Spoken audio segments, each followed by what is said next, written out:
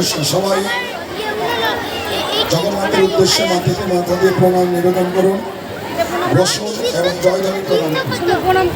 জয় গুরু গৌরাঙ্গ দান ধারী